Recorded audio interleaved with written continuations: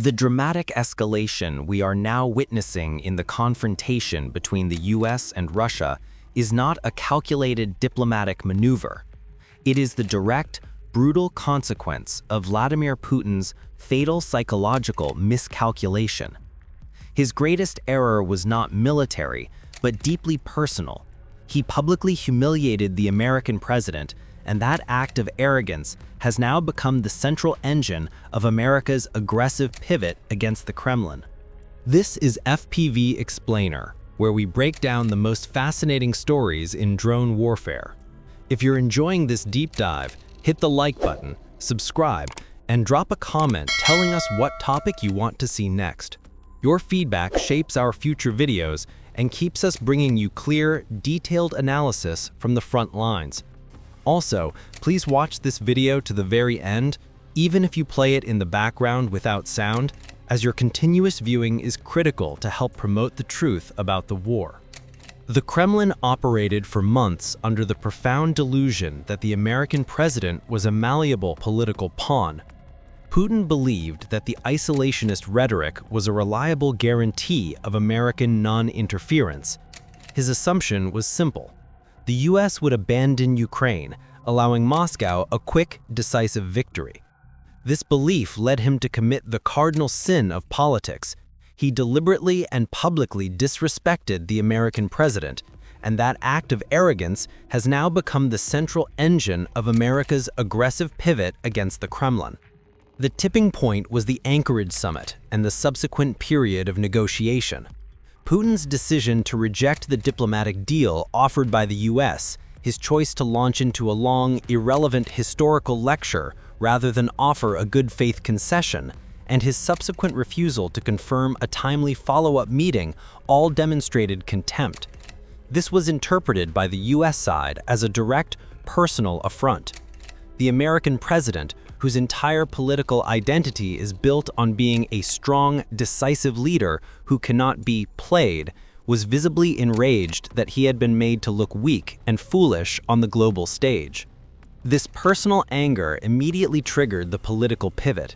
The American president's strategic posture instantly shifted from seeking compromise to seeking coercion and retribution. The goal became clear: inflict pain that proves his dominance and forces the Russian leader to return to the negotiating table on fundamentally altered terms. His response is not governed by the cautious deliberateness of the Pentagon. It is governed by a singular, consuming need for vindication. The consequence of this personal error was the rapid deployment of the economic and military arsenal. The president's own actions, the sanctions, the threats, and the intelligence sharing are driven by a visceral desire to hurt Russia and prove that the American leader is not a man to be trifled with. The final verdict on this miscalculation is that the Russian leader's hubris has guaranteed the very outcome he feared most.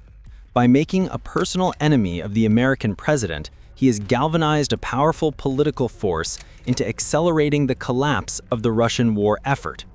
The war is now a battle of egos, and the man who thought he was outplaying a rival has instead put his own neck in the noose. We've established the psychological motive driving the American president's pivot, the desire for retribution against the Russian leader's arrogance.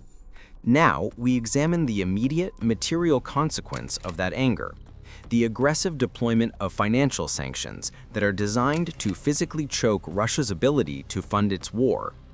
This move is a strategic escalation that targets the Kremlin's sole remaining financial lifeline, ensuring that the conflict will become financially unsustainable. The core of this new assault is the sanctioning of major Russian oil giants, including Rosneft and Lukoil. This action is a monumental political reversal. The previous US administration had deliberately avoided targeting these entities, fearing that such measures would destabilize global oil markets and lead to a surge in prices. The current administration has thrown that caution to the wind, directly attacking the single largest source of foreign currency revenue for the Russian state, money that is indispensable for paying soldiers, maintaining the defense industrial base, and importing critical military components. The financial damage is amplified by the immediate coordinated reaction of Russia's primary remaining customers, India and China. The sanctioning of the major Russian exporters has created immense uncertainty and risk for global buyers. Indian refineries, which became the largest buyers of discounted Russian oil, are now preparing for a massive reduction, if not a complete cessation of imports. These state-owned companies are terrified of being cut off from the far more crucial U.S. financial and technological systems. The American president's public pressure on India, followed by the sanctions, has effectively forced New Delhi to choose between the Russian energy market and the global market. Furthermore, even Chinese state-owned companies, which are vital for propping up Russia's economy, have temporarily paused new purchases of Russian crude, citing fear of secondary sanctions. This is a crucial sign that the financial risk is now severe enough to disrupt the entire supply chain, proving that Beijing is not an unconditional financial savior. This systematic financial squeeze is further compounded by a maritime blockade that targets Russia's desperate measures to circumvent sanctions. The Russian Shadow Fleet, the massive collection of aging tankers used to transport oil outside of Western insurance and regulatory frameworks, is now facing active physical enforcement. The highly public seizure of a Russian-linked tanker by French authorities is a direct signal that the era of easy smuggling is over. This maritime blockade increases the risk, time, and astronomical insurance costs of transporting Russian oil, dramatically cutting into the already diminished profit margins and accelerating the financial collapse. The ultimate strategic goal of this financial offensive is not slow strangulation. It is immediate surgical incapacitation. The financial noose is tightening with overwhelming force, ensuring that the Russian state loses its primary means of sustaining the war. The economic pressure, fueled by this aggressive new sanctions regime, is the final fatal blow to Russia's military viability.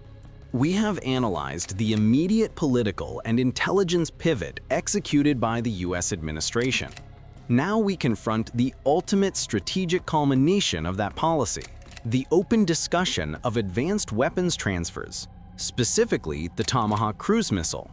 This is not just about providing Ukraine with better arms. It is a profound strategic escalation that fundamentally and irreversibly shifts the military balance, giving Ukraine the capability to hold all of European Russia at risk. The threat of transferring weapons like the Tomahawk, with its confirmed range of over 2,500 kilometers or 1,550 miles, fundamentally neutralizes the Kremlin's core defense doctrine. The massive physical expanse of Russia, once a definitive strategic shield, is instantly rendered obsolete.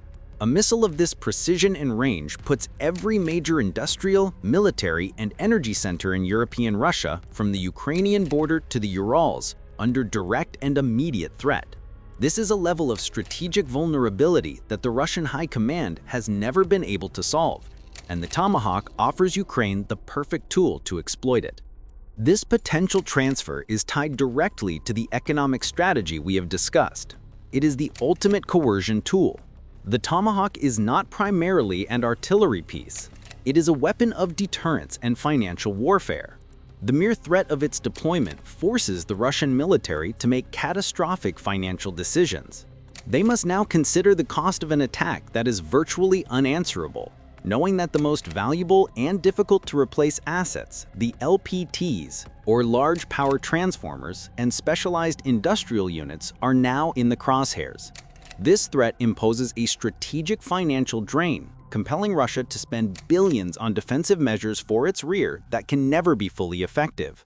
This investment ensures that Ukraine will have the continuous, high-tech offensive power required to hold Russia's heartland at risk for years to come.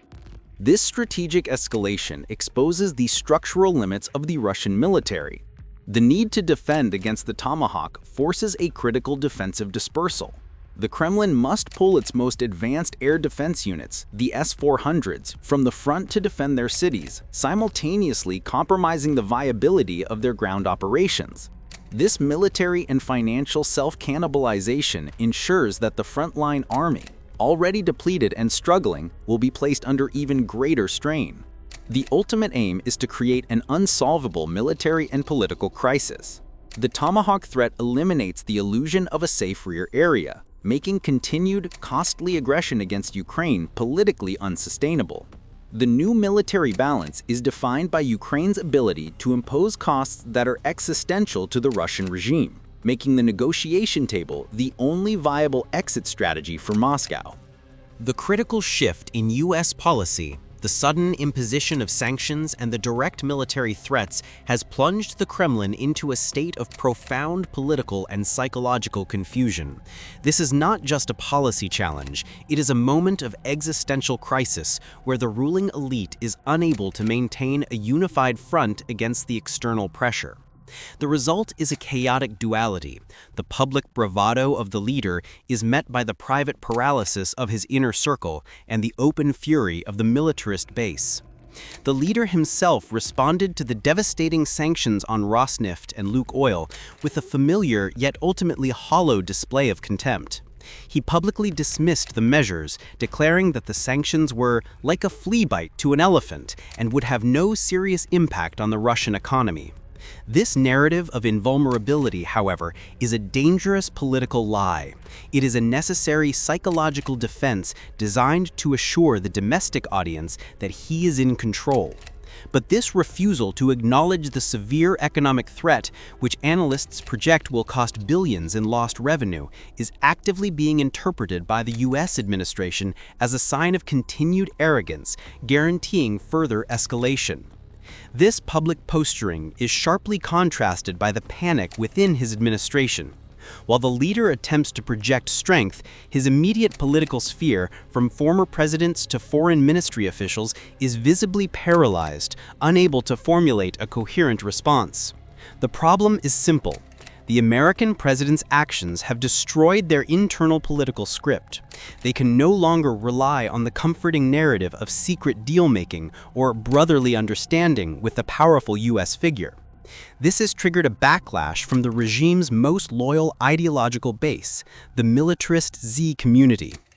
The militarist propagandists, who had passionately supported the president by convincing themselves that the American president was a latent bratushka, brother, are now shrieking with betrayal and rage.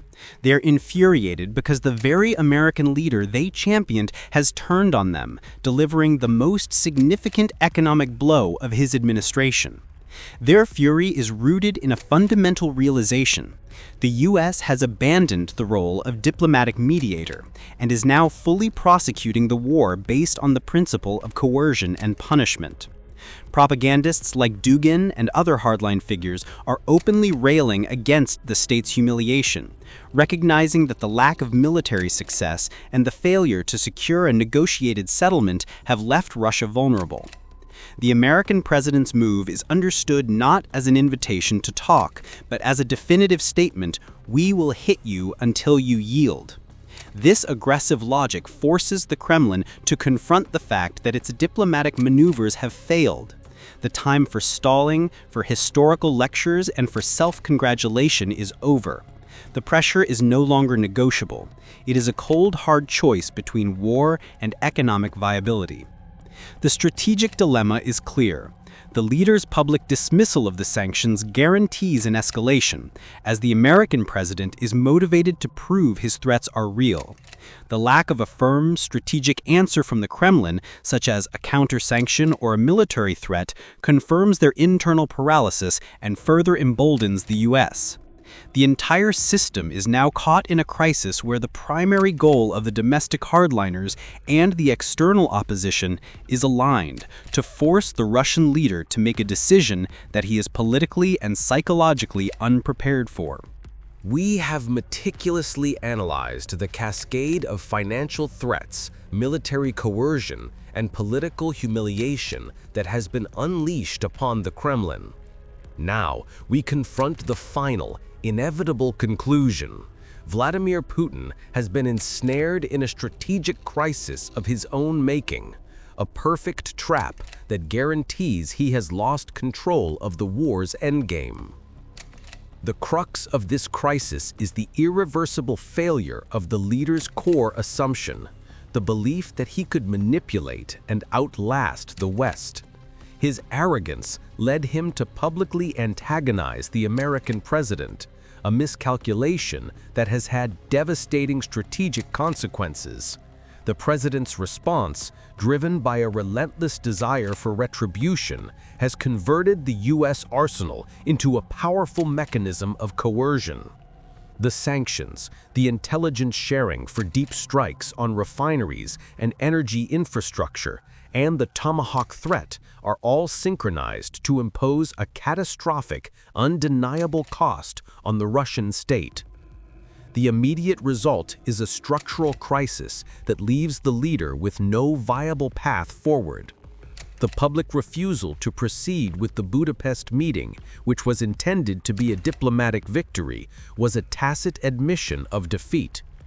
He was forced to choose between two humiliating options: attend the meeting and be compelled to offer significant, unacceptable concessions, or cancel the meeting and be globally branded as the aggressor who refuses peace. By choosing to cancel, he temporarily avoided looking like a weak negotiator, but he simultaneously lost the diplomatic initiative entirely. The war has now entered a phase of strategic reckoning that is economically and militarily unsustainable for Moscow. The combination of financial pressure, where major oil customers like India and China are being forced to reduce purchases, and the existential threat to the energy grid, means that the Russian budget can no longer finance the massive war effort. Every day the conflict continues, the systemic rot accelerates.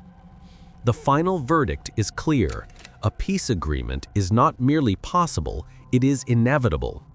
The political and economic pressure now being applied is not designed to negotiate, it is designed to compel surrender.